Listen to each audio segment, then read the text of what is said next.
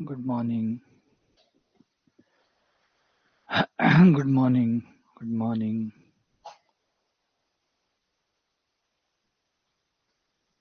Very good morning.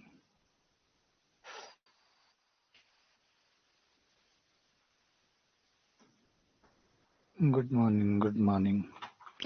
Very, very good morning.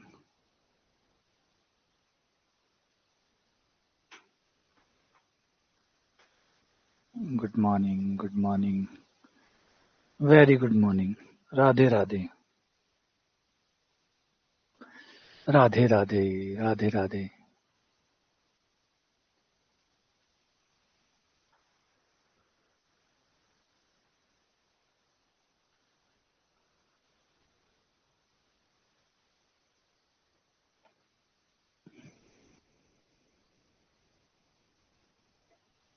अच्छा, बारिश हो रही है, बढ़िया, बहुत अच्छी बात है. बारिश हो रही है, इससे बढ़िया क्या चीज हो सकती है.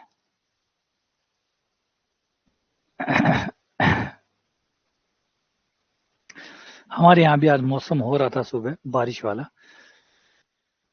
लेकिन हुई नहीं बारिश. बादल हो रहे हैं, हवाएं भी अच्छी चल रही है, बस बारिश नहीं है.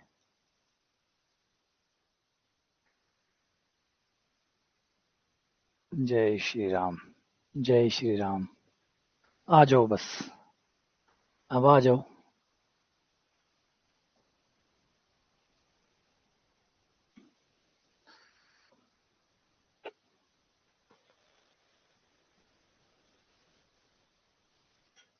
अच्छा, रात से बारिश हो रही है तो और ही बढ़िया.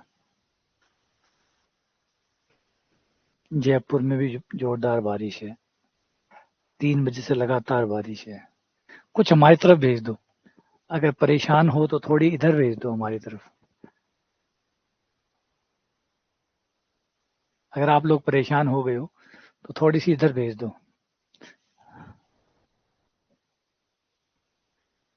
आ जाओ, सवाल करते हैं. कल हम व्रत के बारे में, अलग अलग व्रत के बारे में, अलग अलग परिस्थितियां देख रहे थे कि भाई जब ऐसा हो तो कैसा हो और ऐसा हो तो कैसा हो.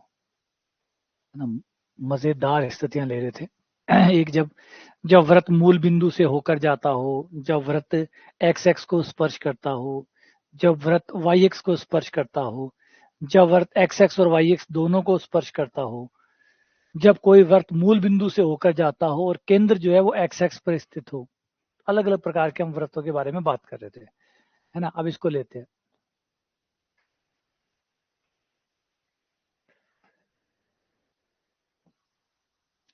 तो अब इसको में क्या है. एक व्रत है जो मूल बिंदु से जाता है. नंबर एक, व्रत को सोचो, कल्पना करो कि व्रत कैसे बनेगा. मूल बिंदु से उसको जाना है और उसका केंद्र जो है वो एक्स एक्स पर है. अब केंद्र अगर एक्स एक्स पर है, इसका मतलब एक्स एक्स जो है वो व्यास है ना. एक्स एक्स व्यास है, व्यास से होता हुआ जाएगा. क्योंकि केंद्र जब भी आता है तो व्रत को आधा आधा करके जाता है ना. जब भी कोई लाइन अगर केंद्र से जाती है तो फिर वो उसको आधा आधा करती है. यानी आधा व्रत एक्स एक्स के ऊपर है, आधा नीचे है, और मूल बिंदु को टच कर रहा है. तो यानी व्रत ऐसा हुआ. व्रत इस तरीके से हुआ. क्यों. सही है. यही होगा व्रत. ऐसे ही होगा. अगर एक्स एक्स को टच कर रहा है, एक्स एक्स को होकर जा रहा है, एक्स एक्स से जाता है मतलब मूल बिंदु से जाता है, और केंद्र जो है वो एक्स एक्स पर है. केंद्र अगर एक्स एक्स पर है, इसका मतलब एक्स एक्स उसके बीच में से जाता है. केंद्र से जाता है मतलब बीच में से जाता है ना.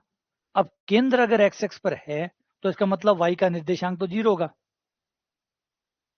वाई का निर्देशांक जीरो होगा क्योंकि केंद्र एक्स एक्स पर है. एक्स एक्स पे वाई का मान जीरो होता है. त्रिज्या एच के बराबर हो गई. आर बराबर एच हो गया. आर एक्स निर्देशांक के बराबर ही हो गया. आर बराबर एच हो गया.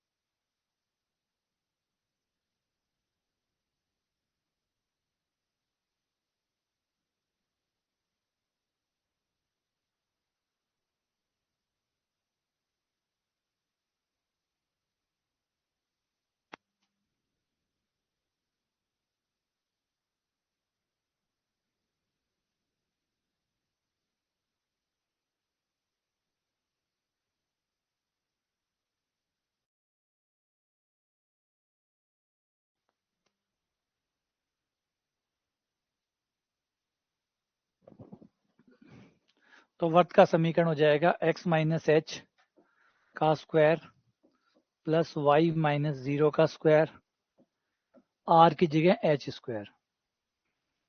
खोलेंगे, वैसे खोलने की जरूरत नहीं है,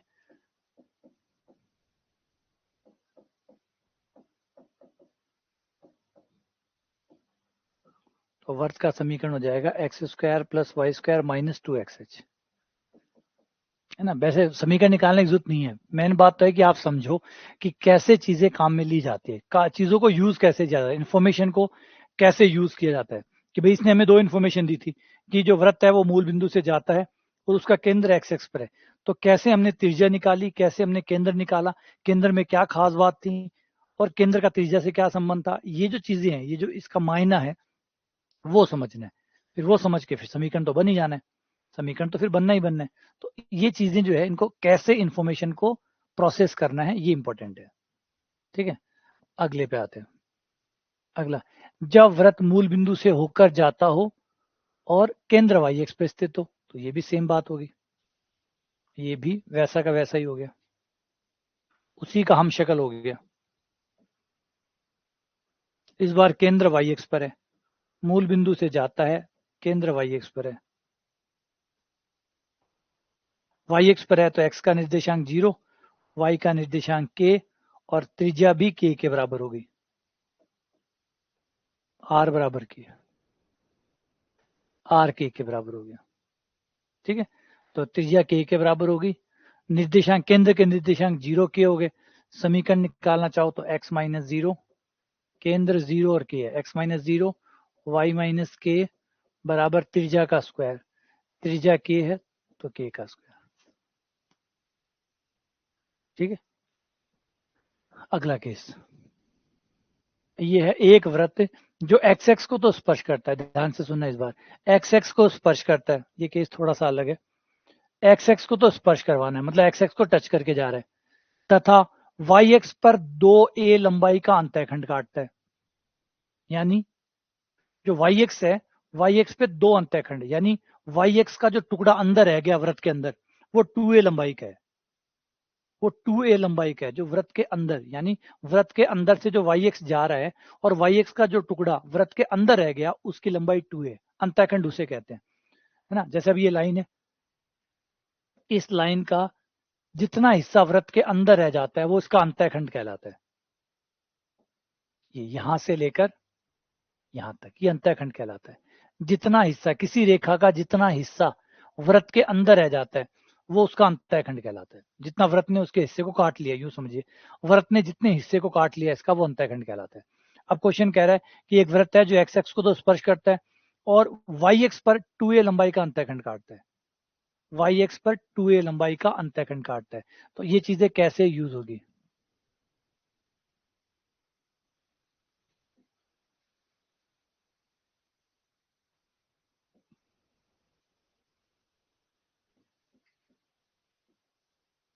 मूल बिंदु से नहीं जाता है, बस एक्स एक्स को स्पर्श करता है। अब इंफॉर्मेशन को सही ढंग से यूज करना है, कमाल तरीके से यूज करना है। अब सोचो कि क्या क्या कर सकते हैं, कैसे कैसे कर सकते हैं और क्या क्या कर सकते हैं।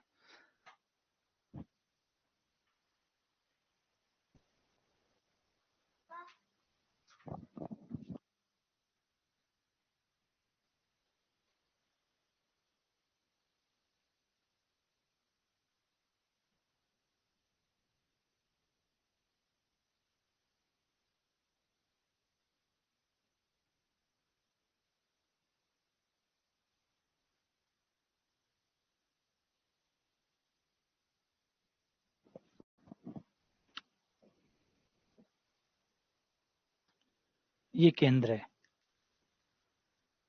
आओ अब कमाल करते हैं। कमाल ये करते हैं कि ये जो भी इसका निर्देशांक होगा, जो भी इसका वाई निर्देशांक होगा, वो त्रिज्या के बराबर होगा। यानी अगर मैं इसका केंद्र एच के मानता हूं तो त्रिज्या बराबर के आ जाएगी, आर बराबर के हो जाएगा, सही है, आर बराबर के आ गया। एक बात, दूसरा ये है कि ये लंबाई टोटल 2a है, यहां से लेकर यहां तक 2a है, तो केंद्र से लंब डालने पर ये आधी आधी हो जाएगी और ये त्रिज्या बन जाएगी, ये ए हो जाएगी यहां तक। टोटल 2a है तो ये ए होगी, ये ए होगी, और ये मेरी त्रिज्या है आर। ठीक है, और ये हमारा y का निर्देशांक हो गया, मतलब x का निर्देशांक हो गया h। तो इन तीनों में संबंध हो गया पाइथागोरस प्रमेय के हिसाब से, आर स्क्वायर बराबर ए स्क्वायर प्लस एच स्क्वायर। तो ये r का मान आ गया, ए स्क्वायर प्लस एच स्क्वायर। ठीक है ना, ये इनके बीच में रिलेशन होगा इस तरीके से बिले। देखो ये रहा, यहां से केंद्र पे आएंगे, तो केंद्र पे आएंगे तो इतना x चलेंगे, इतना y चलेंगे, तो जो y चलेंगे वो तो त्रिज्या बन गई। जो y का केंद्र का जो y निर्देशांक होगा वो त्रिज्या के बराबर होगा, तो k बराबर r हो गया। तथा ये जीवा बताई गई, अंतःखंड बताया गया जो कि एक तरह से जीवा होगी। जीवा केंद्र से डाला गया, हम जीवा को समद्विभाजित करता है, 2a में से a ये बचेगी, a ये होगी, ये त्रिज्या r हो गई, ये हमारा x निर्देशांक हो गया केंद्र का h। तो a h r समकोण त्रिभुज बना रहे हैं, तो आर स्क्वायर बराबर हो गया ए स्क्वायर प्लस एच स्क्वायर। ये इन सब के बीच का रिलेशन होगा। ठीक है, अगला ये सेम क्वेश्चन हो गया, सेम वाली बात होगी। अब बस है कि एक्स एक्स को स्पर्श करता है, वाई एक्स को स्पर्श करता है, और एक्स एक्स पर 2b का अंतःखंड काटता है। अब बार अंतःखंड यहाँ काट रहा है और वाई एक्स को स्पर्श कर रहा है।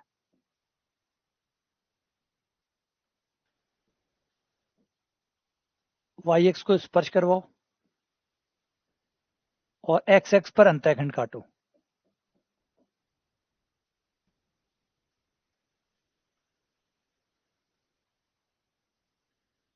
ठीक है, तो आपका जो भी केंद्र होगा उस केंद्र का जो एक्स निर्देशांक होगा वो त्रिज्या के बराबर होगा। एक्स निर्देशांक त्रिज्या के बराबर होगा, एच ये आपका के। ठीक है, तो एच बराबर हो गया आपका आर। एच बराबर आर हो गया। ये लंबाई 2b के बराबर दी हुई है, तो टी 2b है, तो केंद्र से डाला गया लंब जीवा को समद्विभाजित करता है, तो b ये रह गई, b ये रह गई, और ये भी त्रिज्या हो जाएगी आर। तो यहाँ पे संबंध आ गया आर स्क्वायर बराबर b square plus h square, b square plus k square. ये इन सबके बीच का रिलेशन हो गया आर बी के में।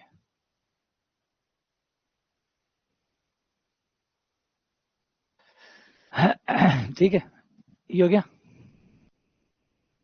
आर स्क्वायर बराबर b square plus k square. अगला क्वेश्चन, क्वेश्चन क्या अगला, वर्त द्वारा अक्षों पर काटे गए अंतःखंड। अंतःखंड की लंबाई कितनी होती है? कोई वृत्त अगर अंतःखंड काटता है, अंतःखंड काटता मतलब वो टुकड़े, एक्स एक्स को इतना काटा और वाई एक्स को इतना काटा, कोई भी वृत्त अंतःखंड कितनी लंबाई के काटेगा, उसकी लंबाई कैसे निकलेगी? जैसे मान लो कोई वृत्त है,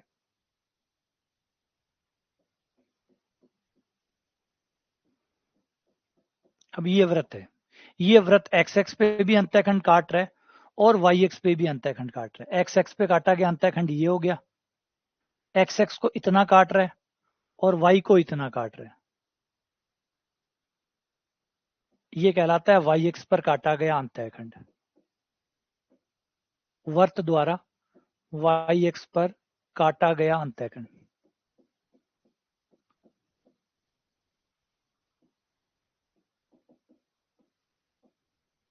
ये कहलाता है एक्स एक्स पे काटा गया अंतःखंड।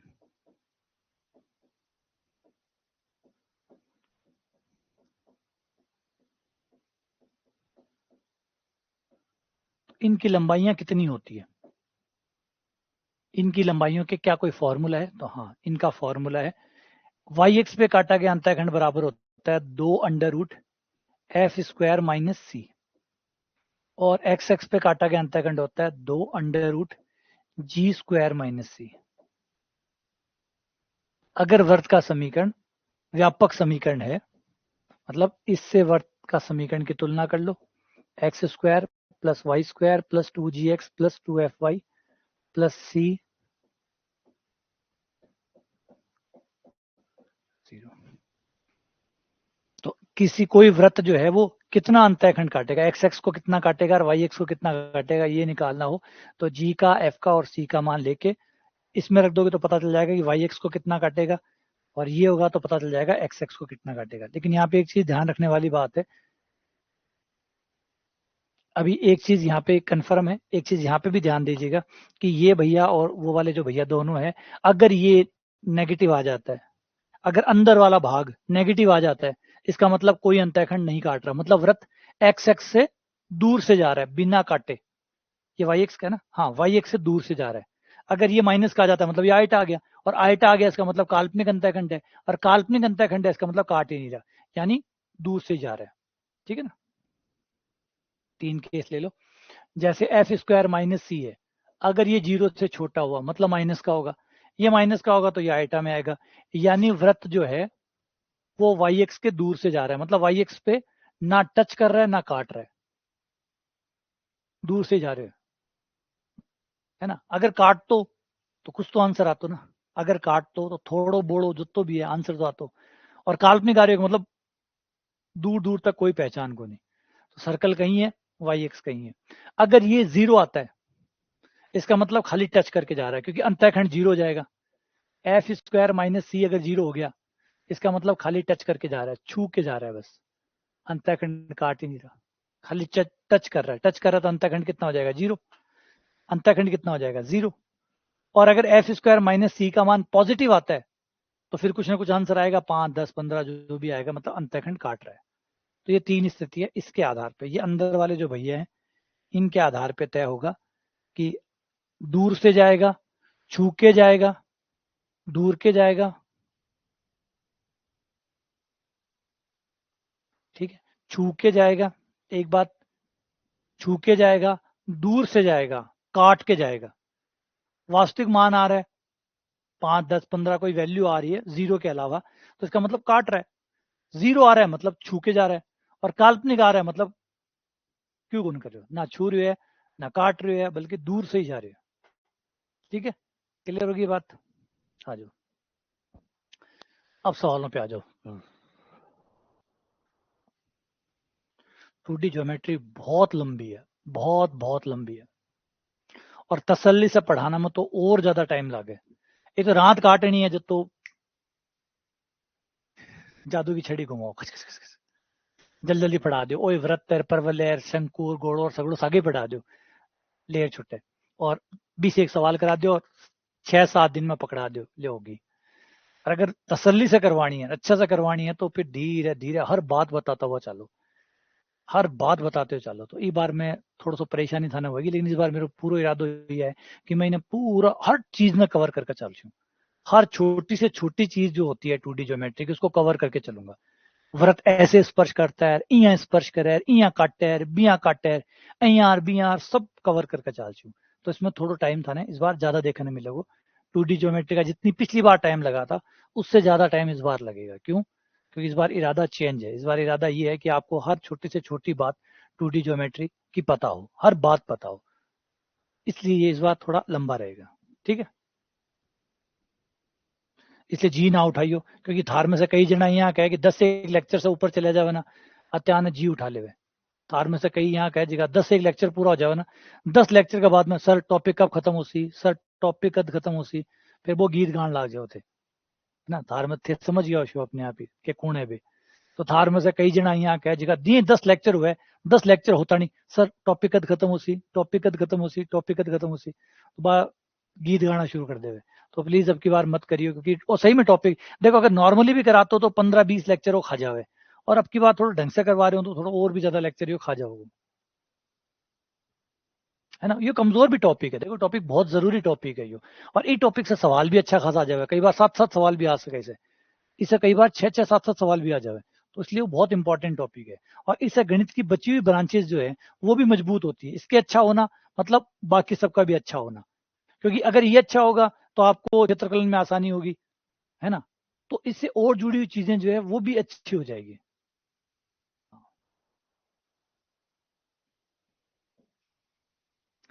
एक वृत्त जो निर्देशीय अक्षों को क्रमशः ए तथा बी अंतःखंड काटता है, जो मूल बिंदु से होकर जाता है, तो बताओ उसका समीकरण इनमें से क्या होगा, उसका समीकरण इनमें से क्या होगा।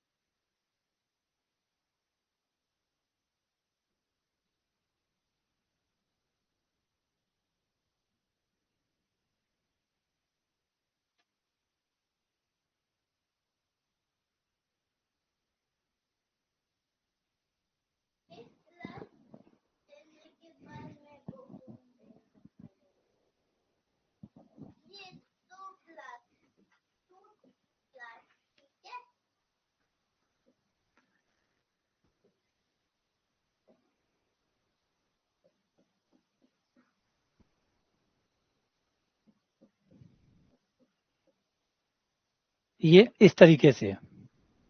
ये कह रहा है कि जो वृत्त है वो निर्देशीय अक्षों पर एक्स एक्स को ए काटता है, वाई एक्स पे बी अंतःखंड काटता है, मूल बिंदु से होकर जाता है। तो देख लो सारी चीजें हो रही है।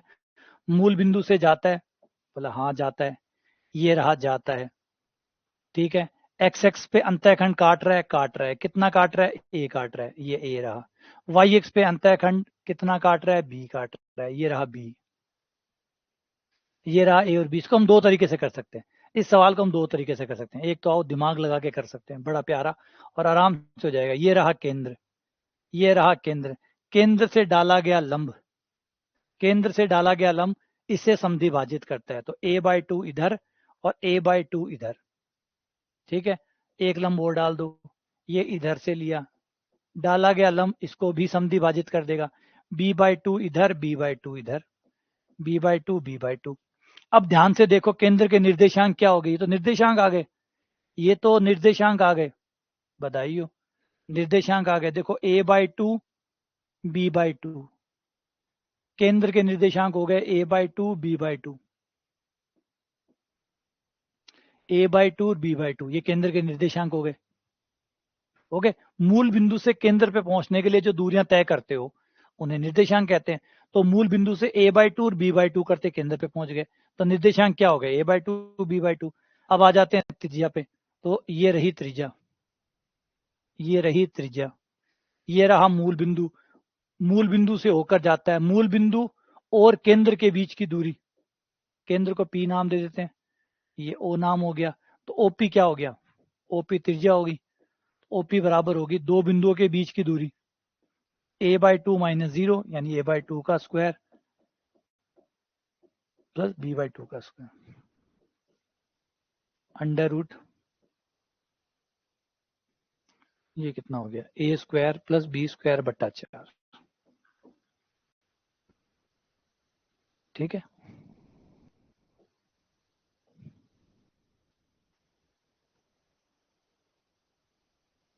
ये वृत्त का समीकरण हो गया, x माइनस a/2 का square plus y minus b/2 का स्क्वायर बराबर त्रिज्या, त्रिज्या है हमारी under root a square plus b square बट्टा 4 का स्क्वायर। ब्रैकेट खोलोगे तो a स्क्वायर बट्टा 4 कट जाएगा, b स्क्वायर बट्टा 4 कट जाएगा, और हमारा समीकरण आ जाएगा x square plus y square minus a x minus b y बराबर 0, ठीक है। आ गया। अब ये इधर भी तो हो सकता था, इस तरफ वर्त इधर भी तो हो सकता था, बोले हाँ इधर भी हो सकता था, नीचे भी हो सकता था, चारों में हो सकता था, तो प्लस माइनस परफेक्ट उत्तर रहेगा ए। ये ए कैसे आया, हमने तो प्लस माइनस कहा था, अरे हमने व्रत यहां बनाया था, हमने व्रत यहां बनाया था, हम व्रत नीचे वाले में भी तो बना सकते थे, व्रत यूं भी तो बना सकते थे, व्रत तीसरे में भी तो बन सकता था, व्रत चौथे में भी तो बन सकता था, तो चारों में बन सकता था, यानी प्लस माइनस आएंगे, है ना। भाई एक ही बनाएंगे, चारों तो कौन बनाएगा, एक बनाएंगे उसको चारों के हिसाब से चेंज कर लेंगे। अच्छा एक तरीका तो ये हो गया, अब बताओ दूसरा तरीका क्या हो सकता है, इसको और एक तरीके से कैसे कर सकते हैं, और इसको कैसे कर सकते हैं, दूसरा तरीका।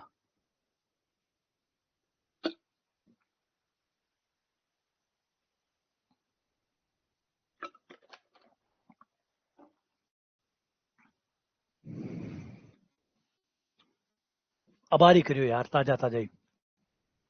एक्स एक्स पे काटा गया अंतःखंड, वाई एक्स पे काटा गया अंतःखंड, वाई एक्स पे काटा गया अंतःखंड है बी, एक्स एक्स पे काटा गया अंतःखंड ये होता है 2 under root G square minus सी बराबर बी, नहीं ए, ये बी है, ये ए है।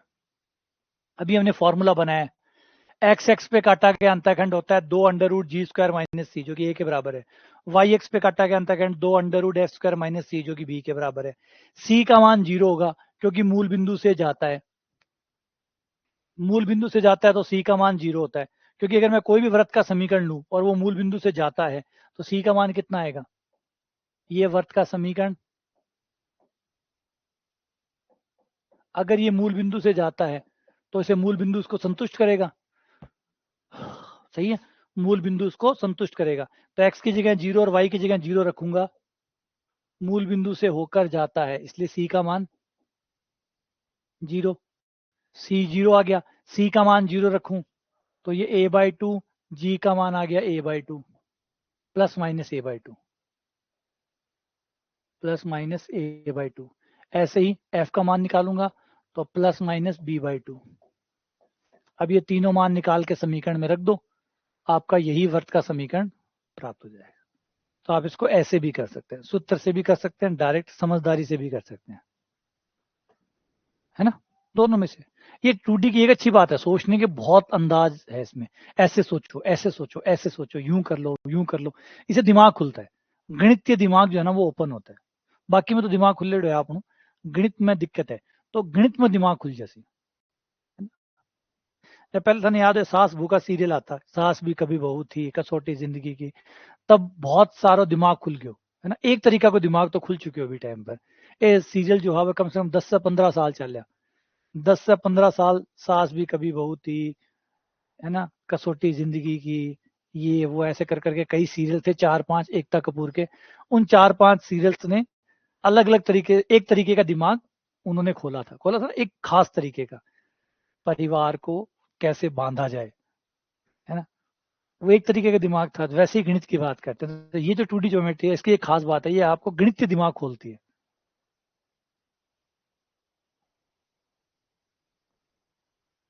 हाँ, छोटी बहू। अच्छा, अगला सवाल पे आते हैं।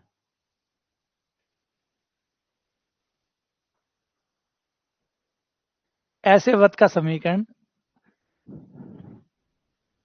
फिर 2-3 बार निकाल लो। देखो चीजें कई बार पहली बार में क्लियर नहीं होती, हो सकता है पहली बार आपका अनुभव खराब रहा हो, पहली बार निकालो, जितना पहली बार कवर होता है उतनी पहली बार कवर हो जाएगा। जब दोबारा निकालोगे और बेहतर हो जाएगा, 10 से 15% और बेहतर हो जाएगा। तीसरी बार निकालोगे और 20-30% बेहतर हो जाएगा। 3-4 बार में हर टॉपिक ठीक हो जाता है। हाँ, कई बार अच्छा होता है कि आपकी किसी टॉपिक के प्रति लगाव होता है, आपकी समझ अच्छी होती है, तो पहली बार में ठीक ठाक हो जाता है। कई बार पहली बार में ठीक ठाक नहीं होता। पहली बार आप पढ़ते हैं, जैसे क्रमचय संचय को ले लीजिए। अब क्रमचय संचय एक ऐसा टॉपिक है जिसको कोई भी व्यक्ति पहली बार में ठीक से नहीं कर सकता, कोई भी नहीं कर सकता, है ना। ज्यादातर के चांसेस, लगभग 100% ही कह सकता हूँ मैं, कि कोई भी व्यक्ति क्रमचय संचय को पहली बार अच्छे से नहीं कर सकता। एक बार करेगा, फिर दोबारा करेगा, फिर तिबारा करेगा, धीरे धीरे वो उसको समझ पाता है कि वो कह क्या रहा है, कैसे सवाल है, कैसे फिक्टोरियल कहाँ लगाना है, सी कहाँ लगाना है, पी कहाँ लगाना है, तो वो टाइम खाता है ना। वैसे ही इन टॉपिकों के साथ भी ऐसा ही रहता है। जैसे मुझे 2D बहुत पसंद था, तो मुझे पहली बार में ये समझ में आ जाता है ना, फ्रीक्वेंसी मैच हो गई। इसकी और मेरी फ्रीक्वेंसी बहुत अच्छी थी, तो मैंने जब पहली बार 11th-12th में इसको पढ़ा था, तो पढ़ते ही मुझे समझ में आ गया था, क्योंकि ट्यूनिंग एकदम फिट बैठ गई थी। लेकिन कईयों को ये अच्छा नहीं समझ में आता, पहली बार में नहीं आता, इसका मतलब आपकी ट्यूनिंग सेट नहीं हो रही, तो आपको फ्रीक्वेंसी को कम ज्यादा करना होगा। तो कई बार निकालोगे तो फ्रीक्वेंसी एडजस्ट हो जाएगी इसके साथ।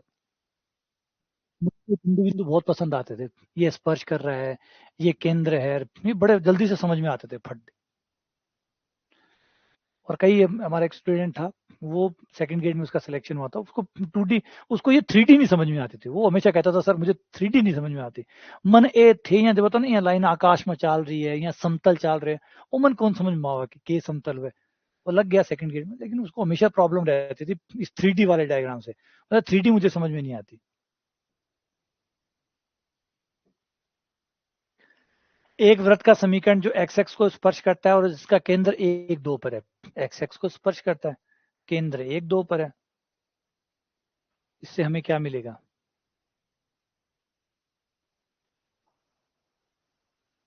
एक्स एक्स को स्पर्श करता है और केंद्र 1-2 पर है।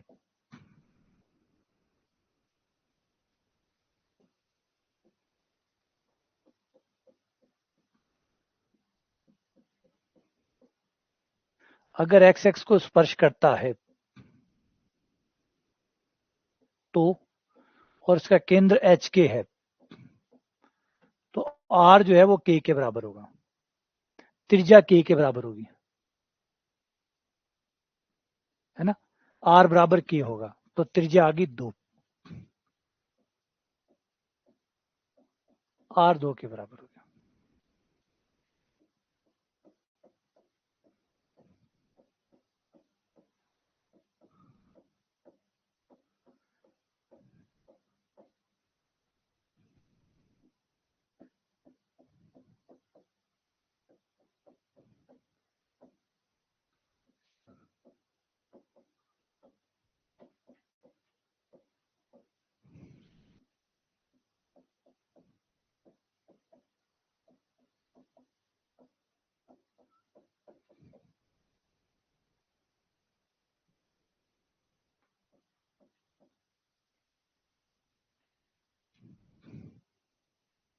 ठीक है।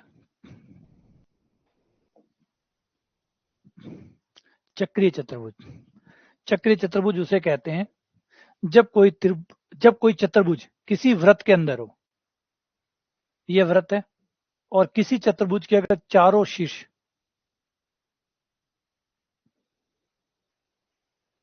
वृत्त की परिधि पर हो, फिर चाहे चतुर्भुज चाहे कैसा ही हो, अगर चारों शीर्ष वृत्त की परिधि पर है, चारों के चारों शीर्ष अगर वृत्त की परिधि पर है, तो ऐसा चतुर्भुज चक्रीय चतुर्भुज कहलाता है, जो अपने आप में एक चतुर्भुज भी है और एक चक्र के ऊपर भी है।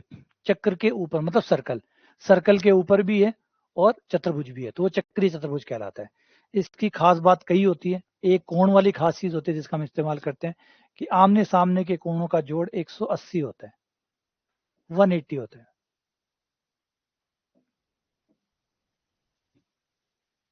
ठीक है।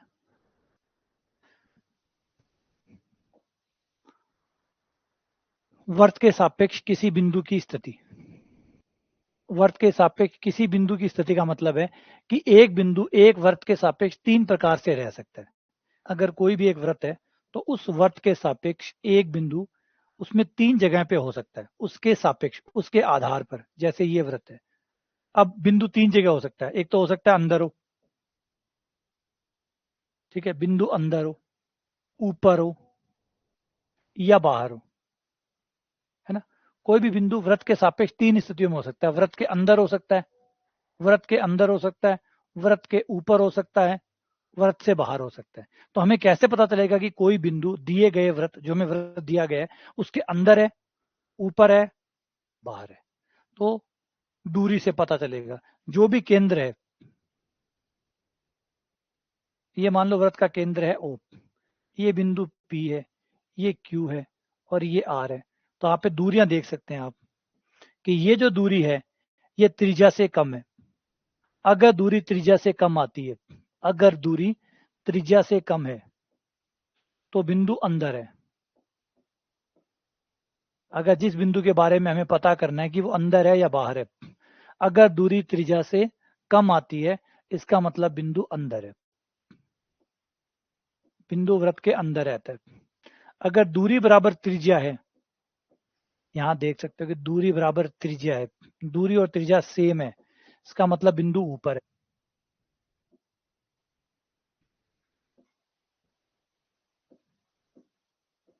और अगर दूरी त्रिज्या से बड़ी है, देख सकते हैं इसमें, इसमें दूरी ज्यादा है, त्रिज्या तो उतनी ही रहनी है बेचारी, है ना। इस केस में दूरी बड़ी है और त्रिज्या छोटी है। अब इन तीन में से कोई तो स्थिति होगी ना, या तो बड़ी होगी या छोटी होगी, और या बराबर होगी। यानी बिंदु अंदर हो सकता है, ऊपर हो सकता है या बाहर हो सकता है। इन तीन में से कोई ना कोई जगह पे जरूर होगा, कोई ना कोई जगह पे जरूर होगा।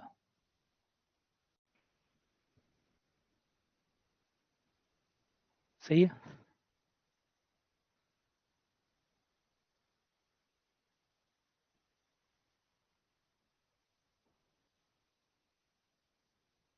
ये समझ में आ गया, ये बात समझ में आई आपको?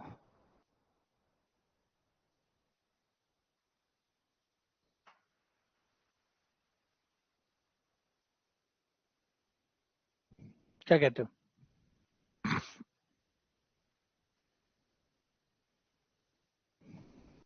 ठीक है, बढ़िया। X square plus y square बराबर 25 के सापेक्ष इस बिंदु की क्या स्थिति है? कहाँ है ये बिंदु? ये बिंदु कहाँ है? अंदर है, ऊपर है या बाहर है?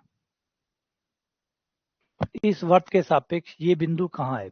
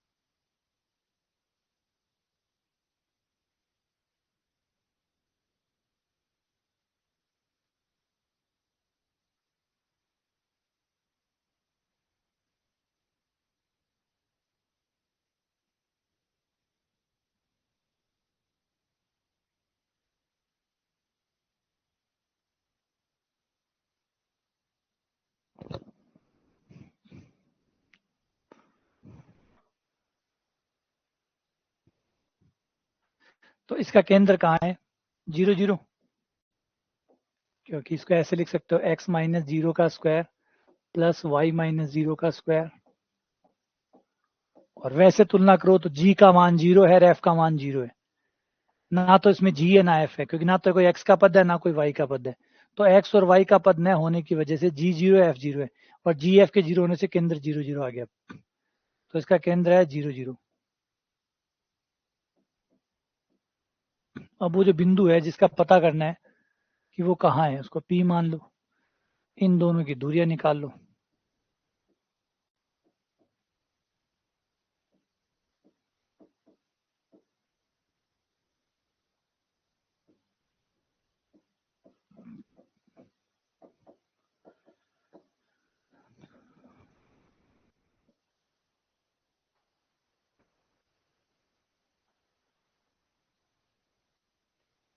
ये हो जाएगा 5 गुना 0.5,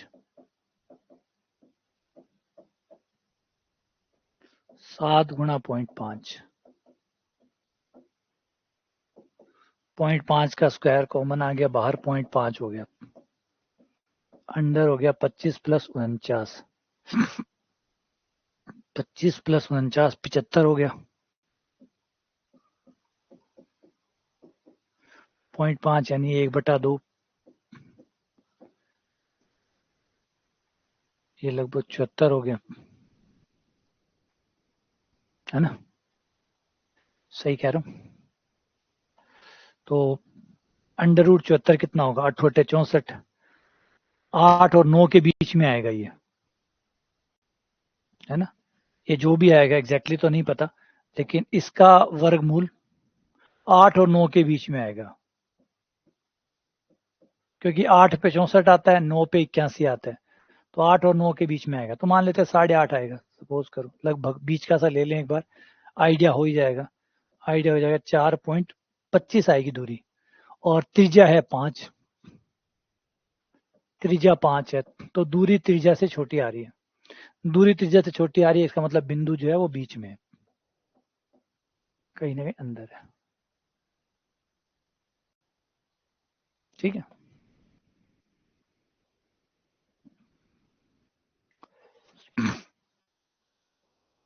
एक बिंदु की वृत्त से अधिकतम व न्यूनतम दूरी, एक बिंदु की वृत्त से अधिकतम और न्यूनतम दूरी।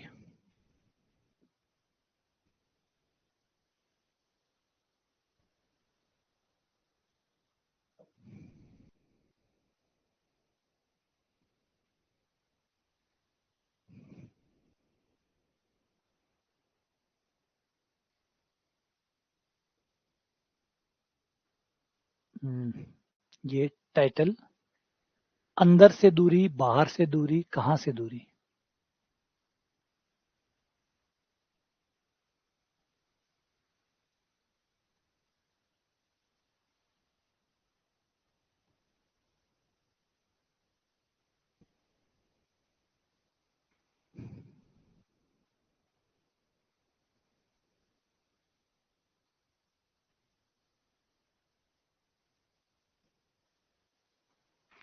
थोड़ा सा अस्पष्ट है ये। अगर मान लो बाहर से किसी बिंदु की बात कर रहे हैं, तो बाहर से कोई बिंदु है और हमें इस वृत्त की इस बिंदु से न्यूनतम दूरी निकालनी है, तो कल्पना करो कि कौन सी दूरी सबसे छोटी होगी। ये दूरी, ये दूरी, ये दूरी, या ये दूरी, या ये दूरी, है ना? दिख रहा है दूरी बढ़ती जा रही है, साफ दिख रहा है कि दूरी बढ़ती जा रही है। सबसे छोटी दूरी जो होगी वो ये होगी, सबसे छोटी दूरी ये होगी, सबसे कम। और ये दूरी वो होगी जो केंद्र से जाएगी, जो वृत्त के केंद्र से जाएगी। अगर किसी बिंदु को वृत्त के केंद्र से मिलाया जाए और ये जो दूरी है, फिर ये जो दूरी होगी ये बिंदु और वृत्त के बीच में सबसे छोटी दूरी होगी, है ना? अगर बिंदु को, कोई बिंदु P है, उसको वृत्त के केंद्र से मिला दिया जाए और फिर बिंदु और वृत्त के बीच की दूरी निकाली जाए, ये वाली, तो ये दूरी सबसे कम होगी, ये सबसे छोटी दूरी होगी, सबसे कम दूरी होगी, बाकी सारी दूरियां बड़ी होंगी। ये होगी न्यूनतम। अच्छा, अधिकतम दूरी कौन सी है? अधिकतम दूरी है जो स्पर्श रेखा है, जो आपकी स्पर्श रेखा है वो अधिकतम दूरी है। ये देखो, ये दूरी सबसे बड़ी है। तो जो आपकी स्पर्श रेखा है, किसी बिंदु से खींची गई स्पर्श रेखा, उस बिंदु की वृत्त से सबसे बड़ी दूरी होती है। स्पर्श रेखा सबसे बड़ी दूरी है और ये सबसे छोटी दूरी है, अगर बिंदु वृत्त के बाहर है तो। अगर बिंदु वृत्त के बाहर है और वृत्त से हमें, वृत्त के जो बिंदु है, वृत्त के बिंदु, उनसे दूरी निकालनी है कि कौन सी दूरी सबसे छोटी होगी। तो बिंदु P की सबसे छोटी दूरी वो होगी जब P को आप केंद्र से मिलाएंगे, तो केंद्र से मिलाने पर वो जो वृत्त को काटेगी, तो वो जो दूरी होगी वो सबसे छोटी दूरी होगी। और सबसे बड़ी दूरी निकालनी तो P से वृत्त पे स्पर्श रेखा खींचो, वृत्त पे खींची गई स्पर्श रेखा सबसे बड़ी दूरी होगी। किसी बिंदु से खींची गई स्पर्श रेखा उस बिंदु की वृत्त से सबसे बड़ी दूरी होती है, क्योंकि इससे ज्यादा दूरी हो नहीं सकती, क्योंकि इसके बाद में ये वृत्त को टच ही नहीं करेगा। इसके बाद तो ये टच ही नहीं करेगा, यानी स्पर्श रेखा लास्ट बिंदु होगी जो टच करेगा, उसके बाद तो फिर टच करना ही बंद हो जाएगा। तो ये सबसे बड़ी दूरी और ये सबसे छोटी दूरी।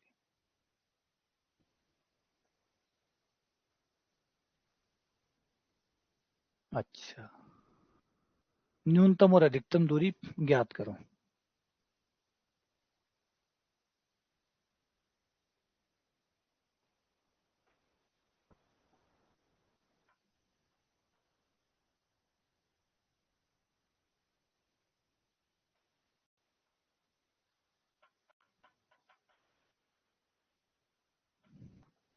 तो कैसे निकलेगी? आ जाओ, इसको निकालना सीखते हैं कैसे निकलेगी। पहले एक वृत्त बनाते हैं। ये वृत्त लिया, कहीं पे बिंदु ले लो, ये एक बिंदु P ले लिया,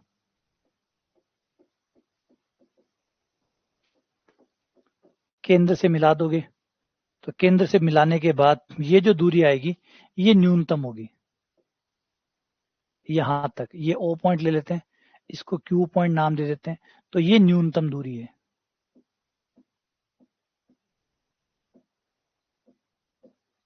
ये न्यूनतम दूरी है।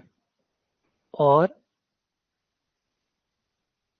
ये अधिकतम दूरी है, बिंदु की वृत्त से अधिकतम दूरी। अब बात यह है कि ये तो पता चल गया कि ये न्यूनतम है और ये अधिकतम है। सवाल ये है कि ये निकालोगे कैसे। सवाल ये है कि ये न्यूनतम दूरी अधिकतम दूरी आप निकालोगे कैसे, है ना। ये तो पता चल गया कि ये न्यूनतम दूरी है और वो अधिकतम दूरी है। क्वेश्चन ये कि ये निकालोगे कैसे। तो थोड़ा सा ध्यान लगाएं कि ये होगी त्रिज्या। तो अगर मैं न्यूनतम दूरी निकालना चाहता हूं तो मैं एक काम करूंगा कि न्यूनतम दूरी के लिए मैं P से लेकर O तक की दूरी निकाल लूंगा और उसमें से त्रिज्या माइनस कर दूंगा, है ना। P से लेकर O तक निकाल लूंगा और उसमें से त्रिज्या घटा दूंगा, तो न्यूनतम दूरी आ जाएगी। अधिकतम दूरी कैसे निकलेगी? अधिकतम दूरी के लिए मैं इसे केंद्र से मिला दूंगा और हमेशा त्रिज्या और स्पर्श रेखा के बीच का कोण 90 होता है, ये 90 हो जाएगा। तो मेरी पाइथागोरस प्रमेय लग जाएगी। और पाइथागोरस प्रमेय के अनुसार कर्ण जो होता है, 90 का कोण यहाँ बना है, तो 90 के सामने ये कर्ण हो गया, तो पीओ जो है वो कर्ण हो जाएगा। तो पीओ का स्क्वायर बराबर ओ आर का स्क्वायर, ओ आर तो त्रिज्या है, त्रिज्या का स्क्वायर प्लस पी आर का स्क्वायर। और पी आर मेरी अधिकतम दूरी है, तो पी आर बराबर हो जाएगा अंडर रूट ओपी का स्क्वायर माइनस, या पीओ का स्क्वायर माइनस ओ आर का स्क्वायर। ओपी, ओ आर का मतलब त्रिज्या, ये लो। इससे अधिकतम दूरी आ जाएगी।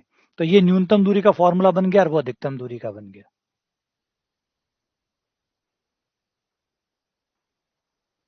ठीक है। फिर वो अधिकतम थोड़ी रहोगे भाई, फिर वो अधिकतम थोड़ी रहोगे, फिर वो न्यूनतम थोड़ी रहोगे, फिर तो अधिकतम पर चले जाओगे। अब क्या बिंदु हमारे पास है, केंद्र हम वृत्त से निकालेंगे।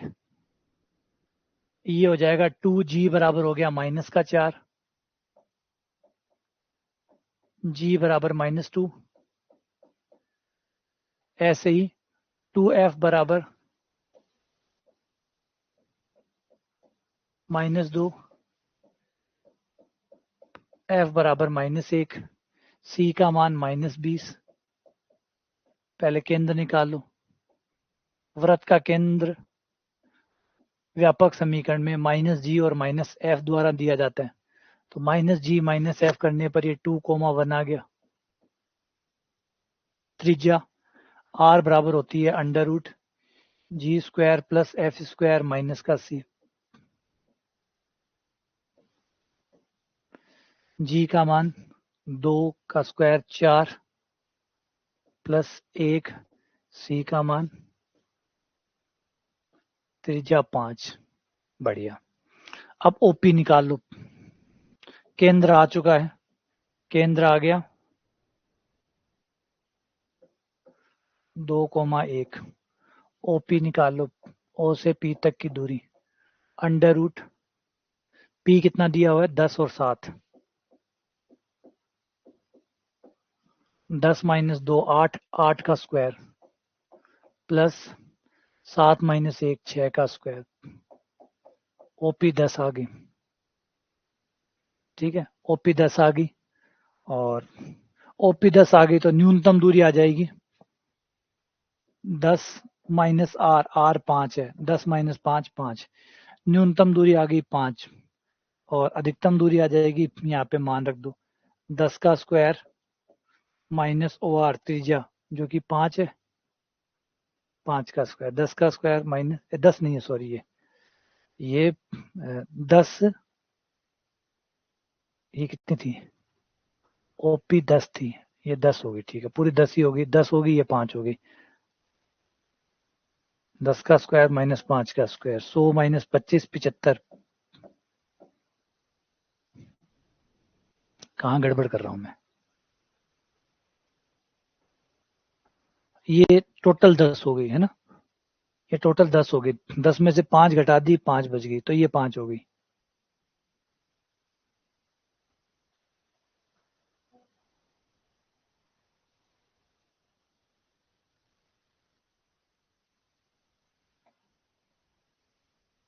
अब यहाँ पे ये जो डिस्टेंस मान रहा है ये फिर दूसरे वाली मान रहा है, क्योंकि जो आंसर आ रहे हैं, हमारा आ रहा आंसर 75, 75 के हिसाब से आया आंसर 5 अंडर रूट 3 है ना।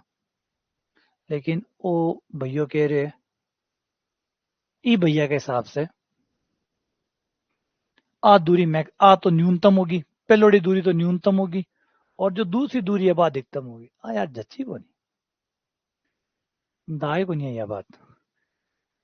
भाई वृत्त को पहली बार काटे,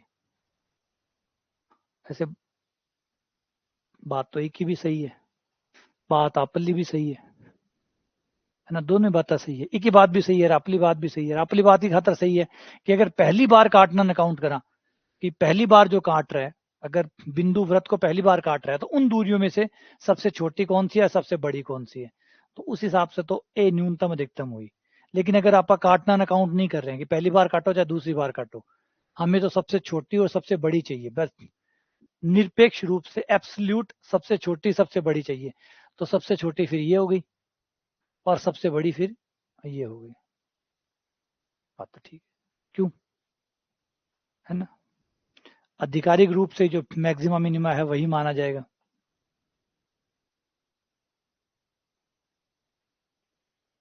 अब ऐसी जगहों पे परिभाषा की जरूरत पड़ जाती है, ऐसी जगह परिभाषा की जरूरत पड़ जाती है कि सही परिभाषा क्या है, ताकि तय किया जा सके भाई किसको अधिकतम मानना है किसको नहीं मानना है। वैसे देखें ना, हर दोनों के पास अपने अपने तर्क है, इसके पास अपना तर्क है भाई, पहली बार जब बिंदु पहली बार जब वृत्त को काटेगा तो उसमें से सबसे छोटी दूरी कौन सी होगी, तो ये होगी, बड़ी दूरी ये होगी। लेकिन अगर पहली बार दूसरी बार का कोई अंतर नहीं है कि बस ये होना चाहिए पूरे वृत्त में, कभी भी जब काटे तो सबसे कम दूरी और सबसे बड़ी दूरी कौन सी है, तो सबसे छोटी ये हुई, सबसे बड़ी ये हुई, है ना।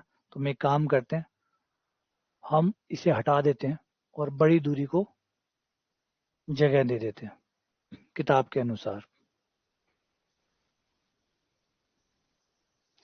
अधिकतम दूरी हो जाएगी न्यूनतम दूरी प्लस व्यास। सही है, परिभाषा चेंज, अधिकतम दूरी बराबर होगी न्यूनतम दूरी प्लस व्यास। ये वाली दूरी प्लस ये वाली दूरी, तो न्यूनतम दूरी 5 प्लस व्यास 10, तो ये हो गया 15। तो ये हटाने पर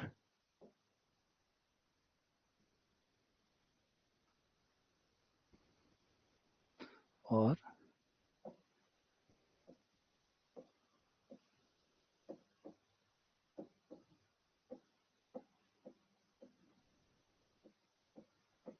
आज से ये होंगे अमेंद्र बाहुबली, है ना। वो घोषणा होते ना, आज से ये होंगे अमेंद्र बाहुबली, मतलब आज से तुम्हारा राजा ये होगा। तो वैसे ही डिफाइन करना बिल्कुल ऐसा ही होता है।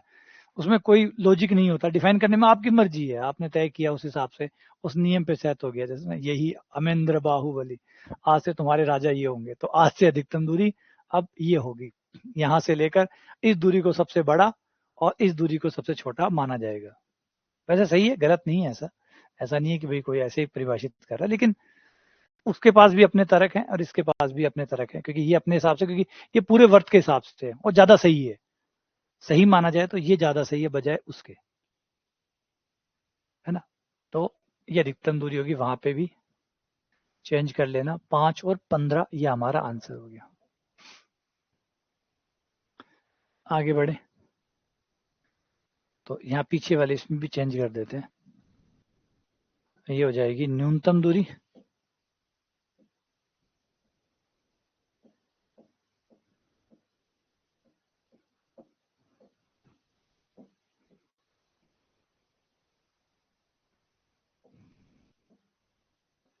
ये हो गई अधिकतम दूरी।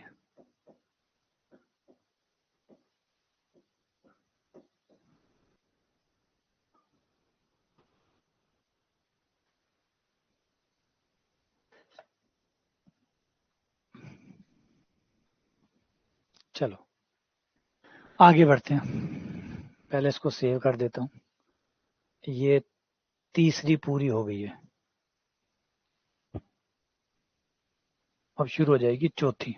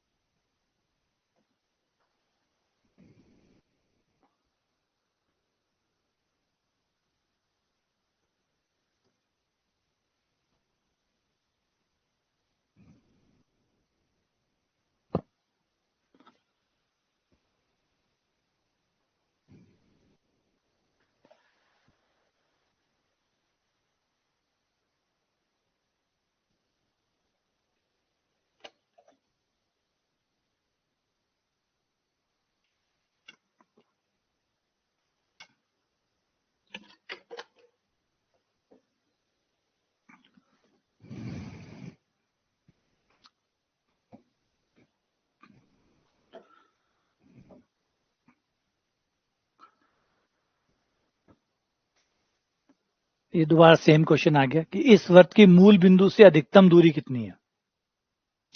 अधिकतम दूरी कितनी है, केंद्र से दूरी निकाल के प्लस त्रिज्या जोड़ दो।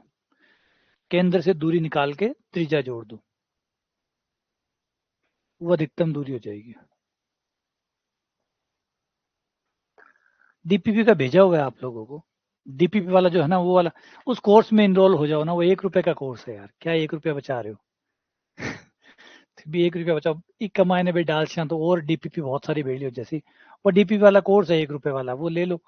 उसमें वो सारी डीपीपी वीपीपी सारी एक जगह आपकी अलग कोर्स में 1 रुपए वाले कोर्स में पड़ी रहेगी, और आपका 1 रुपया मेरे पे ऋण रहेगा हमेशा, है ना। तो वो कोर्स में चला जाओ। बिको कोर्स बनाने का मकसद सिर्फ यही हो कि डीपीपी इन्हें बिने फिरे नहीं, इन्हें बिने रुड़े नहीं, वहाँ एक जगह पर फिक्स हो जाए। तो वो 1 रुपया का कोर्स है, तो मैं सारी डीपीपी एक जगह पर, क्योंकि अभी बहुत डीपीपी आने वाली है, कम से कम नाने करते 4 महीना डीपीपी आसी। अब 4 महीना डीपीपी आसी, संस्कृत विभाग के एग्जाम तक डीपीपी आसी, तो वो डीपीपी डेली आसी। अब 2 डीपीपी आसी, एक आसी क्वेश्चन की, एक आसी सॉल्यूशन की। फिर इन्ने बिन्ने होता देर कौन लगावे, तो बने से एक जगह भेड़ी हो जावे। ई खातिर वो एक अलग कोर्स बनाया कि 1 रुपया कोर्स बना दे छोटो, मिम सारी डीपीपी एक जगह इकट्ठी हो जावे। तो जब था चाहो डाउनलोड कर लो, जब थे चाहो तो सीधो ऐप में तो पड़ी है, तो सारी मर्जी आवे जहाँ चाहिए यूज करो। हाँ तो वो 1 रुपए वाला है, देख लो कौन सा है, डीपीपी लिखा हुआ है, डीपीपी 1 रुपए का कोर्स। इससे सारा फायदा हो जैसे कि सारी चीजें एक जगह पड़ी रहती, वरना सेकंड गेट का कोर्स के अंदर बे डीपीपी और डाल दी तो एक फोल्डर और ऐड हो जाती डीपीपी का नाम पर। फिर लोग कई कंफ्यूज होती है कि डीपीपी निकालनी है कि प्रैक्टिस शीट निकालनी है, तो फिर वो आई कोर्स में और कंफ्यूजन क्रिएट हो जाएगी। तो वो डीपीपी वाला अलग है, तो वो थे मैंने ज्वाइन कर लियो। और नहीं एक रुपये बचाना चाहो तो थारे 1 रुपये बचा लो, टेलीग्राम वाला ग्रुप में ऐड हो जाओ। हाँ, बिल भी भेजूंगा। 1 रुपया को थाने विद जीएसटी बिल देशू, चिंता ना करो। 1 रुपये को भी थाने जीएसटी बिल देशू मैं। या थाने वो 1 रुपये बचाना है तो टेलीग्राम चैनल पर हो जाओ, और टेलीग्राम चैनल पर भी आती रही डीपीपी, तो वे बड़ा इकट्ठी होती रही। लेकिन बटा है कि टेलीग्राम चैनल में भी जब जाशो तो और भी बहुत सारा कंटेंट डलता रहे, तो वे डीपीपी आगे पीछे हो जैसी।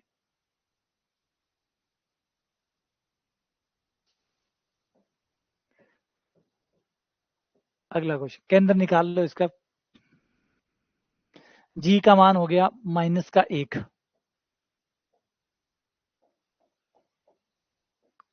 एफ हो गया -2, सी का मान हो गया -11, जी का मान -1, एफ का मान -2 और सी का मान -11, है ना। अभी आप लोगों का वैसे जो संस्कृत विभाग स्पेशल है ना, आपका एक अलग कोर्स अभी आपको मिलेगा आपके कोर्स के अंदर ही, जो भी हमारा नया शुरू होगा ना 15 तारीख से, उस कोर्स में हम संस्कृत विभाग स्पेशल कोर्स जो है वो बना रहे हैं। ये संस्कृत विभाग वाली जो 4 महीने बाद जो भर्ती है, उस भर्ती को स्पेशली उसको टारगेट करने के लिए कोर्स को उस तरीके से रखेंगे कि भाई संस्कृत विभाग को टारगेट कैसे किया जाए। क्योंकि संस्कृत विभाग का पेपर हमारे सामान्य सेकंड ग्रेड के पेपर का जैसा नहीं होगा, क्योंकि संस्कृत विभाग का पैटर्न थोड़ा अलग है, वो 90-40-20 पे चलता है। और हमारा जो सेकंड ग्रेड है वो उल्टा चलता है। वो ग्रेजुएशन में 90 था, 83-84 क्वेश्चन, आप पिछली बार 83-84 क्वेश्चन ग्रेजुएशन से थे, सीनियर से कम थे। जबकि संस्कृत विभाग में तो पैटर्न वही है जो पहले थे, वो भी है। तो अब जो 15 अगस्त से हमारा जो नया कोर्स शुरू होगा, ये वाला जो हम थर्ड टाइम, आपके लिए वो थर्ड टाइम होगा, बाकी लोगों के लिए नया कोर्स होगा। जो आएंगे नए स्टूडेंट आएंगे उनके लिए वो पहला कोर्स होगा, आपके लिए वो थर्ड टाइम होगा। तो जो थर्ड टाइम वाला कोर्स होगा उसको हम स्पेशली संस्कृत विभाग को टारगेट करके रखेंगे कि संस्कृत विभाग वाली जो भर्ती है वो टारगेट हो जाए। उसमें सीनियर सेकेंडरी को ज्यादा वेटेज देके और ज्यादा ध्यान देके, ज्यादा फोकस देके, या फिर उसके आधार पर कि संस्कृत विभाग कैसे क्रैक हो सकता है, उसको देखते हुए 4 महीने का प्लान।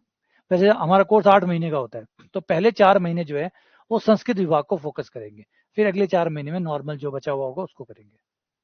ठीक है ना। तो ये कितना आ गया, जी आ गया, एफ आ गया और सी आ गया। अब मूल बिंदु से दूरी, पहले तो बिंदु की मूल बिंदु की केंद्र से दूरी निकालो। केंद्र निकाल तो लिया गया, नहीं निकाला।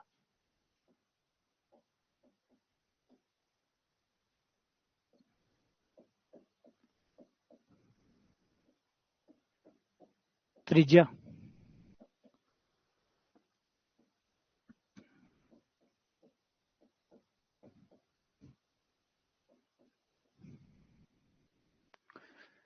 जी square plus F square minus C. G का मान 1, एफ का मान 4, सी का मान माइनस माइनस प्लस 11, आर बराबर आ गया 4, 1, 2 और 4 ना। डीपीपी फ्री है। हाँ डीपीपी फ्री है। अगर कोर्स ले होगा तो 1 रुपया लगेगा, कोर्स नहीं ले होगा तो फ्री है। आर बराबर 4 आ गया, तो अधिकतम दूरी का होता है, केंद्र से दूरी निकालो, बिंदु की केंद्र से दूरी प्लस त्रिज्या, बिंदु की केंद्र से दूरी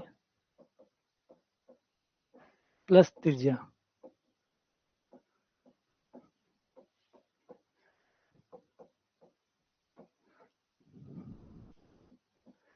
बिंदु की केंद्र से दूरी प्लस त्रिज्या, अंडर रूट, बिंदु है हमारा मूल बिंदु, केंद्र है हमारा 1 और 2, तो 1 का स्क्वायर प्लस 2 का स्क्वायर, और त्रिज्या हमारी आई है 4, ये 4 हो गया। ये हो गया अंडर रूट 5 + 4।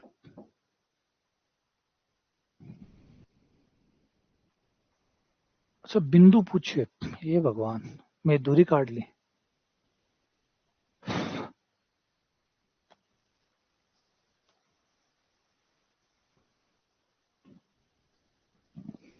चलो कोई बात नहीं। पॉइंट पूछे, पॉइंट भी इस बार सवाल बहुत बढ़िया, थोड़ा लंबा है, थोड़ा खून पीना रहा सवाल है, लेकिन सवाल मजेदार है। कोई बात को नहीं, बिल्कुल करशा।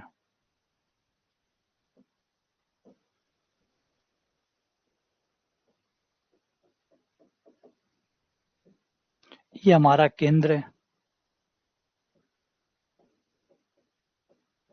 ये त्रिज्या है, और ये हमारी केंद्र और बिंदु के बीच की दूरी होगी, है ना, बिंदु और केंद्र की दूरी।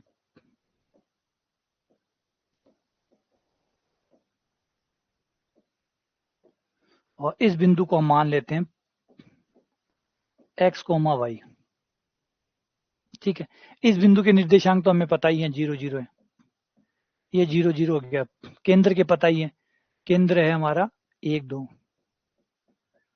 तो अब इन दो बिंदुओं को इस दूरी और इस दूरी में बांटने वाला अंतः विभाजन वाला सूत्र लगा देंगे।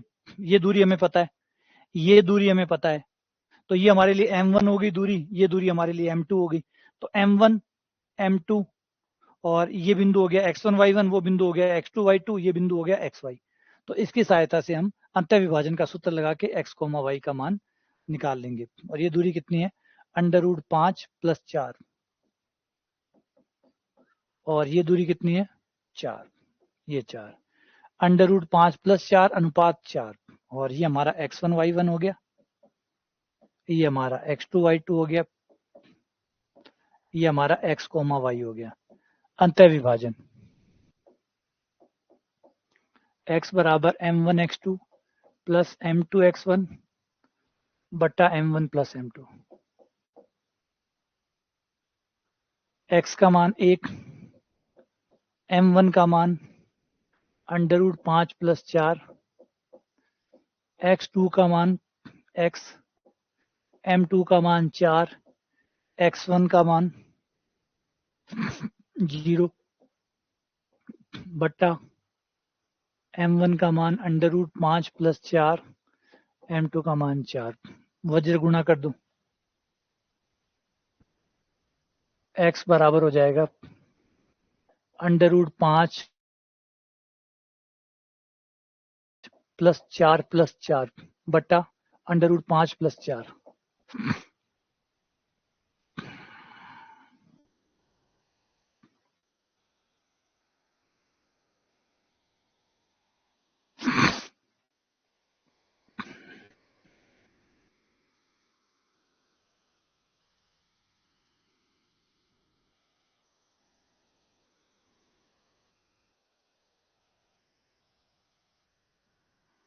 कौन सी गलती कर दी?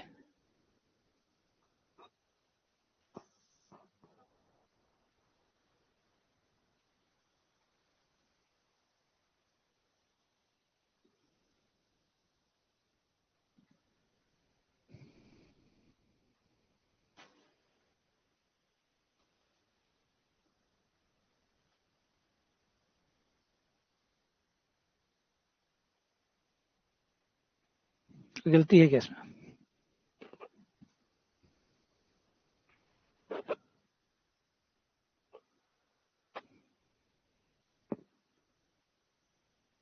अच्छा, ओहो यार, ये तो टोटल दूरी थी, √5 ही तो होगा। बिल्कुल सही होगा, हाँ, बिल्कुल सही होगा। यहाँ पे टोटल ही रख दिया हमने, कुल दूरी रख दी, जबकि वो दूरी खाली √5 है। ये टोटल दूरी जो है ना, ये वाली, ये √5 + 4 है, तो ये 4 हो गई, तो ये √5 हो गई, तो √5 √4 अनुपात हो गया √5 और √4 का। ये √5 है यहाँ पे, बट्टा √5 आएगा। अब अलग कर लो, √5 कट गया, 1 + 8 बट्टा √5। दो ऑप्शन में यही आ रहा है, दो में यही आ रहा है, बी आएगा फिर ना, बी में √5 दोनों में आ रहा है, ए में तो √6 भी आ रहा है।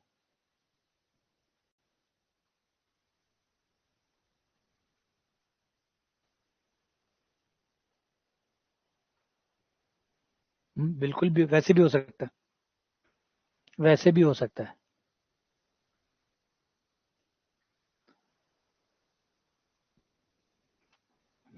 भैया आप इन दो बिंदुओं से जाने वाली रेखा का समीकरण निकाल लो। एक तो 0 0 मूल बिंदु है, एक केंद्र है। इनसे जाने वाली रेखा का समीकरण निकाल लो और फिर बिंदु संतुष्ट करा के देख लो कि कौन सा ऑप्शन है जो संतुष्ट करता है। तो ऐसे भी हो सकता है, बिंदु को संतुष्ट करवा के देख लो कि कौन सही है ना। ये जो आपका बिंदु है ओ मान लो इसको, या पी नाम दे दो, ये पी हो गया, ये ओ हो गया, ये आर हो गया। पी और ओ से जाने वाली रेखा का समीकरण निकाल लो। दो बिंदु से जाने वाली रेखा का समीकरण निकाल के समीकरण बन जाएगा, और समीकरण बड़े आराम से भी बन जाएगा। शायद y बराबर 2x आ जाएगा सीधा, क्योंकि 0 0 और 1 2 दोनों से संतुष्ट हो तो y बराबर 2x आ जाएगा। और y बराबर 2x को ऑप्शन से चेक कर लो कौन सा सही है ना, उससे जल्दी हो जाएगा।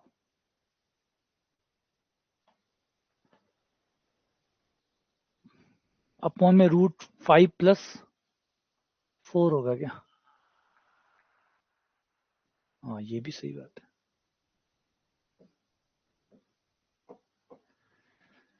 कितनी गलतियां हो यार, छोटी छोटी छोटी। अभी हिसाब से तो ये ऑप्शन काम करती है फिर।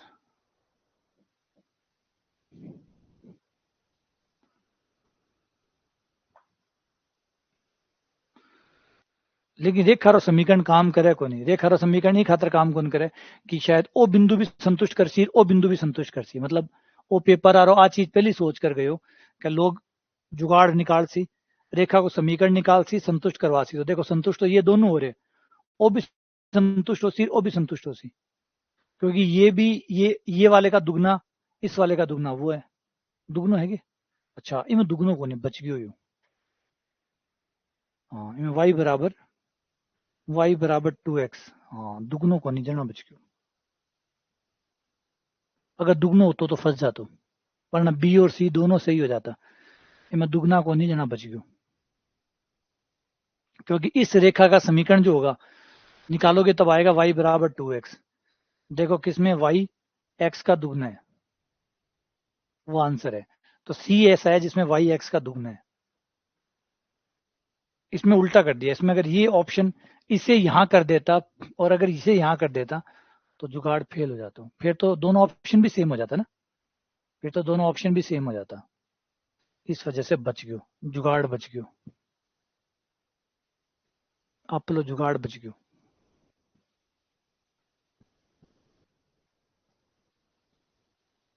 अगला, एक रेखा और एक वृत्त का प्रतिच्छेदन।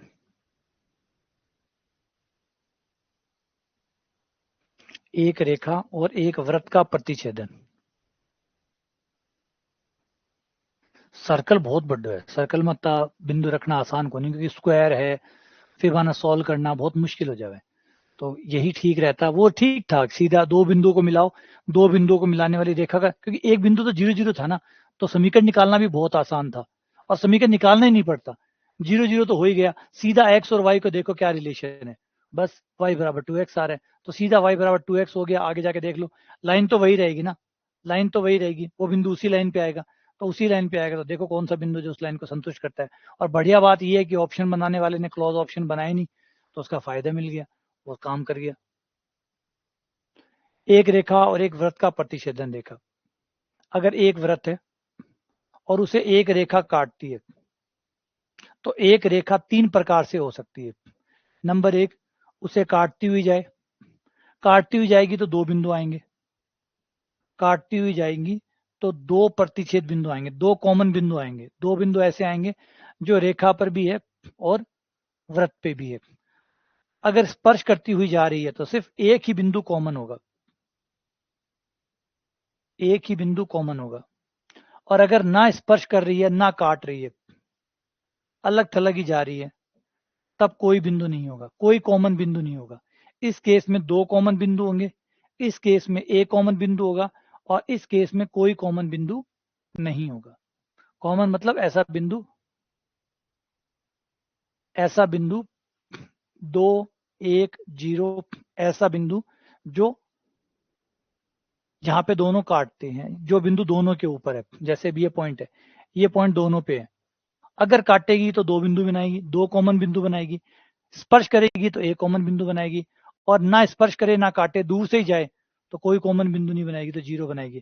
तो हम क्या करेंगे, वृत्त के समीकरण और रेखा के समीकरण को सॉल्व करेंगे, इन्हें हल करेंगे, देखेंगे कि दोनों पे कॉमन पॉइंट्स कितने हैं। वृत्त का समीकरण और रेखा का समीकरण दोनों को आपस में सॉल्व करवाएंगे, एक्स वाई का मान निकालेंगे, और एक्स वाई का मान मतलब उन बिंदुओं का मान जो दोनों पे कॉमन है। अब ये कितने एक्स वाई आते हैं, अगर ये दो जोड़े आते हैं इसका मतलब काटती है, एक जोड़ा आता है मतलब स्पर्श करती है, और एक्स वाई आते ही नहीं है इसका मतलब नहीं काटती है।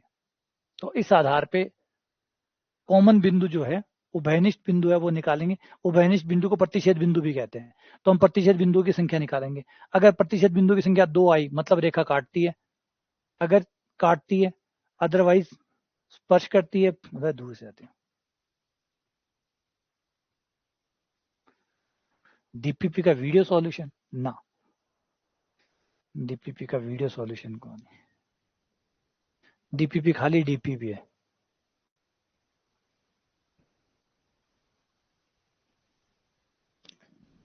ठीक है। अच्छा, एक तरीका और भी है, कोई रेखा काटती है, स्पर्श करती है या दूर से जाती है, इसको पता करने का एक तरीका और है।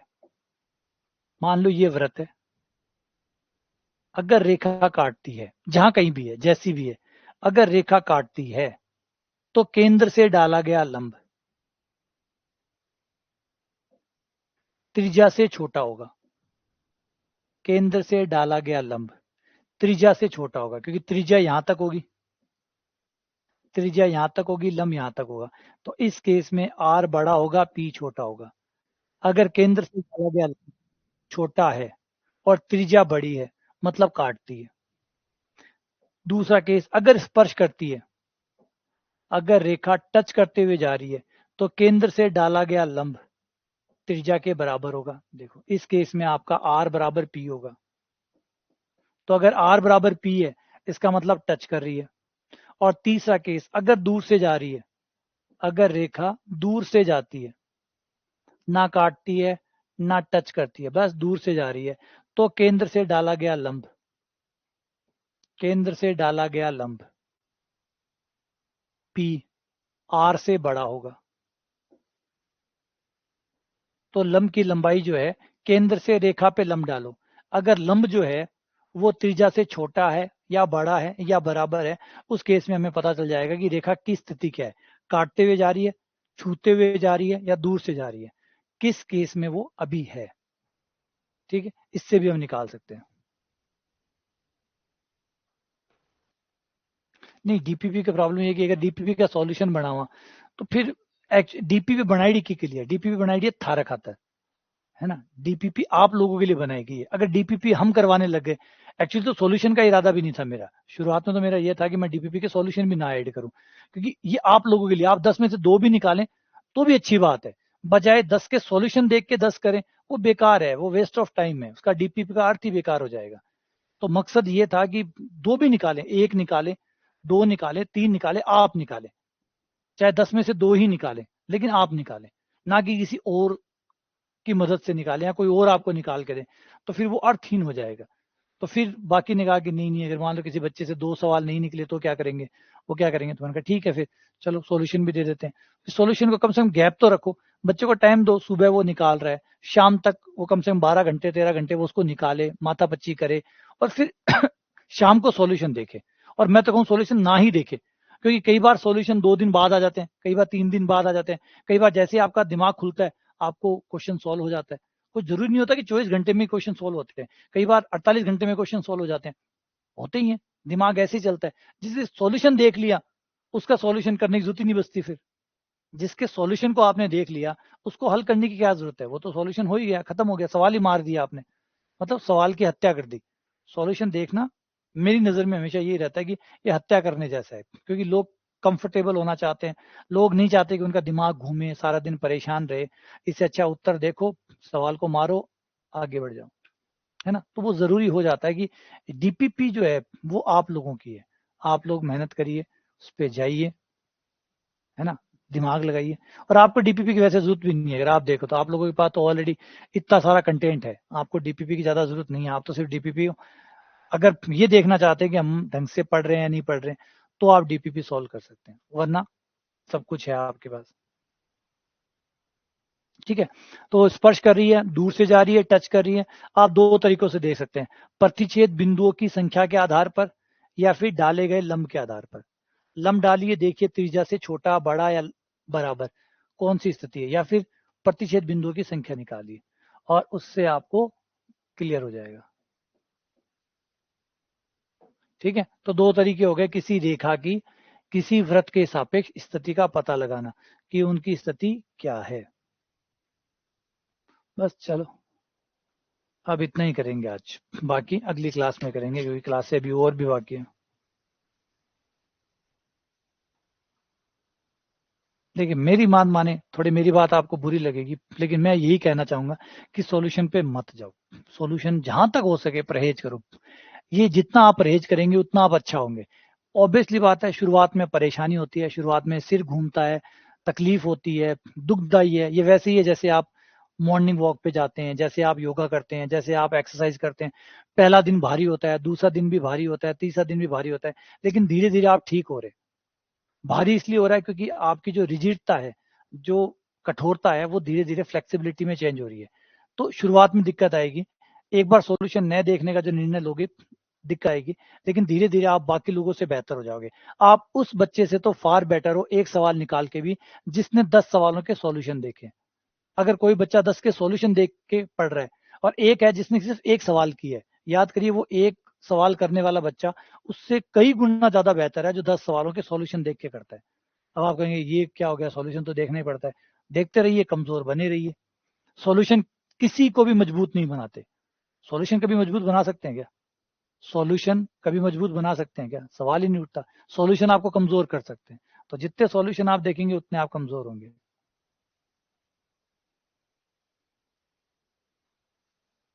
हाँ, थ्योरी देखिए, कोई बात नहीं, आज नहीं सॉल्व हो रहा तो कल हो जाएगा, विश्वास करिए। आज क्यों सॉल्व नहीं हो रहा इसे समझिए, क्योंकि आज आप उस सवाल के लिए तैयार नहीं है। आज आप उस सवाल के लिए तैयार नहीं है, इसलिए वो आपसे नहीं हो रहा। तो आपको तैयारी की जरूरत है। आपने सवाल के सॉल्यूशन देके सवाल को खत्म कर दिया। कमजोरी तो आपकी थी और आपने सवाल को ही मार डाला। दिक्कत देखिए, होना क्या चाहिए था कि ये समझा था सवाल नहीं हो रहा मतलब आपकी थ्योरी कमजोर है, या अभी आप उस लेवल पे नहीं पहुंचे हैं जिस लेवल पे सवाल सॉल्व हो सकता है। अभी थोड़ी और मेहनत की जरूरत है। चाहिए थ्योरी पढ़िए या दोबारा आइए, अगली बार रिवीजन में निकाल लीजिएगा, कोई बात नहीं। ये कह रहा है दोबारा आओ, ये कह रहा था वो सवाल, हमने सुना ही नहीं कि दोबारा आओ।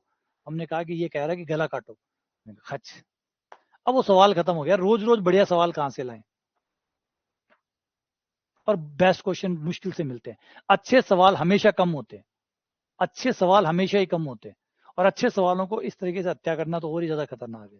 लेकिन क्या करें, कॉमर्शलाइजेशन है ना, वो भी हमें भी देखना पड़ता है।